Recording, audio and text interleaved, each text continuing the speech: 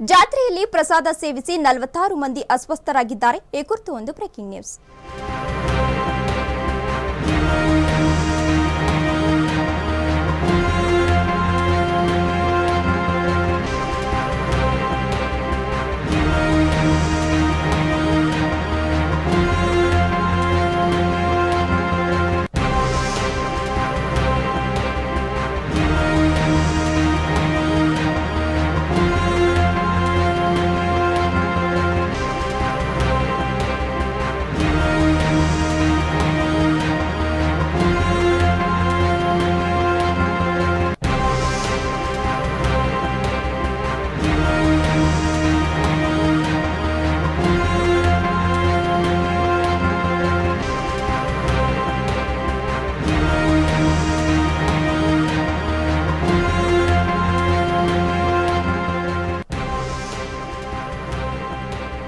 ಜಾತ್ರೆಯಲ್ಲಿ ಪ್ರಸಾದ ಸೇವಿಸಿ 46 ಮಂದಿ ಅಸ್ವಸ್ಥರಲ್ಲಿ 5ರ ಸ್ಥಿತಿ ಗಂಭೀರವಾಗಿರುವಂತದ್ದು.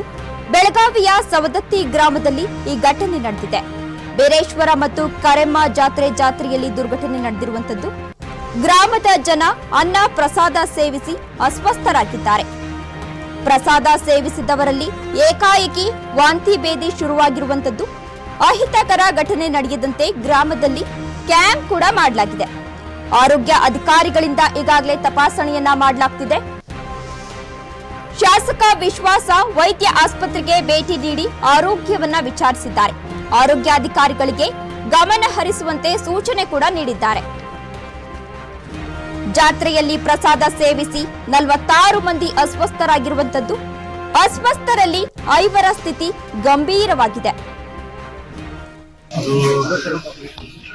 ಹುಲಿಕಟ್ಟಿ ಕಾಲದಲ್ಲಿ 75 ಜನ ಈಗ 17 ಜನ ಸವದತ್ತಿಯಲ್ಲಿ ಆಸ್ಪತ್ರೆಯಲ್ಲಿ ದಾಖಲಾಗಿದ್ದಾರೆ. ಒಂದು 15-20 ಜನ ಧಾರವಾಡ ಮತ್ತೆ ಬೆಳಗಾವಿಗೆ ದಾಖಲೆ ಮಾಡಿದ್ದಾರೆ. ಈಗಾಗಲೇ ಇದನ್ನ ಎಲ್ಲರದ್ದು ಸ್ಕೂಲ್ಸ್ ಮತ್ತೆ ವಾಟರ್ದು ಮತ್ತೆ ಅನ್ನಪ್ರಸಾದ ಮಾಡಿರುವಂತದನ್ನೆಲ್ಲ ಸ್ಯಾಂಪಲ್ಸ್ ಈಗಾಗಲೇ ಕಳಿಸಿದ್ದಾರೆ. ಅದು ಒಂದ್ 2 ದಿನ ಬೇಕು ಸ್ಯಾಂಪಲ್ ರಿಪೋರ್ಟ್ ಬರಕ್ಕೆ. ಬಂದ್ಮೇಲೆ ಎದರಿಂದ ಆಗೈತೆ ಅನ್ನೋದು ನಾವು ಅದನ್ನ ನೋಡ್ಕೊಂಡು ಕ್ರಮ ತಗೋತೀವಿ. ಈಗಾಗಲೇ ಇಲ್ಲಿ ಮತ್ತೆ ಅದು ಬೆಳಿಬಾರದು ಅಂತ ಹೇಳಿ ಕುಡಿಯುವ ನೀರನ್ನು ಚೇಂಜ್ ಮಾಡಿ ಟ್ಯಾಂಕರ್ ವ್ಯವಸ್ಥೆ ಮಾಡಿದ್ದೀವಿ. ಕಡ್ಡಾಯವಾಗಿ ಬಿಸಿನೀರು ಕುಡಿರಿ ಅಂತ ಹೇಳ್ತಾ ಇದ್ವಿ. ಏನೇನು ಇದಕ್ಕೆ ತಯಾರು ತಗೋಬೇಕು ಅದನ್ನೆಲ್ಲ ತಯಾರು ನಡೆಸ್ತಾ ಇದ್ವಿ. ಈಗ ನಮ್ಮ ತಾಲೂಕು ಅಧಿಕಾರಿಗಳೆಲ್ಲ ಅದನ್ನ ಈಗ ನಿನ್ನೆಯಿಂದ ಅದರಲ್ಲಿ ಪಳಗಿದಾರ. ಎಲ್ಲ ಟೀಮ್ ಕೂಡ ಇಲ್ಲೇ ಹುಲಿಕಟ್ಟಿಯಲ್ಲಿದೆ. ಈಗ ಹತೋಟಿಯಲ್ಲಿ ತರುವಂತ ವ್ಯವಸ್ಥೆ ನಾವು ಮಾಡ್ತಾ ಇದ್ವಿ. ಜಾತ್ರೆ ಇಲ್ಲ ಅಂತ ಹೇಳಕ್ಕಾಗಲ್ಲ, ಯಾಕಂದ್ರೆ ಜಾತ್ರೆಯಲ್ಲಿ ಊಟ ಮಾಡದಿದ್ದವ್ರು ಕೂಡ ಈಗ ಅದನ್ನೆಲ್ಲ ಡಿಹೈಡ್ರೇಷನ್ ಆಗಿದೆ. ಅವ್ರಿಗೆ ಡಿಸೆಂಟ್ರಿ ಚಾಲು ಆಗಿದೆ. ಎಷ್ಟೋ ಜನ ಊಟ ಮಾಡದೇ ಇರೋರು ಕೂಡ ಆಸ್ಪತ್ರೆಯಲ್ಲಿ ದಾಖಲಾಗಿದ್ದಾರೆ. ಹೀಗಾಗಿ ಅನ್ನಪ್ರಸಾದ ಸೇವನೆಯಿಂದ ಅಂತ ಹೇಳಕ್ಕಾಗಲ್ಲ, ಯಾಕಂದ್ರೆ 3 ಜನ ಎಲ್ಲ ಊಟ ಮಾಡಿದಾರೆ. ಅದರಲ್ಲಿ ಸುಮಾರು 120 ಜನ ಅಷ್ಟೇ ಅಸ್ವಸ್ಥ ಆಗ್ಯಾರ. ಇನ್ನು ಸಾವಿರಾರು ಜನ ಆರಾಮಿದ್ದಾರೆ. ಎಲ್ಲರೂ ಇಲ್ಲೇ ಕಣ್ಮುಂದೆ ಕಾಣ್ತಾ ಇದ್ದಾರೆ. ನಾವು ಊಟ ಮಾಡಿದೀವಿ, ಏನಾಗಿದೆ ವಾಂತಿ ಏನಿಲ್ಲ, ವಾಂತಿಗಿಂತ ಬೇದಿನೇ ಜಾಸ್ತಿ.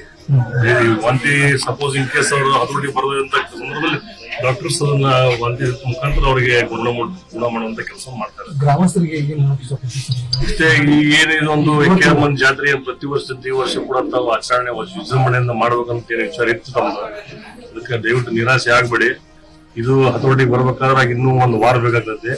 ಇದಕ್ಕೆ ತಾವು ಕೂಡ ಗ್ರಾಮಸ್ಥರು ಸಹಕರಿಸಬೇಕು.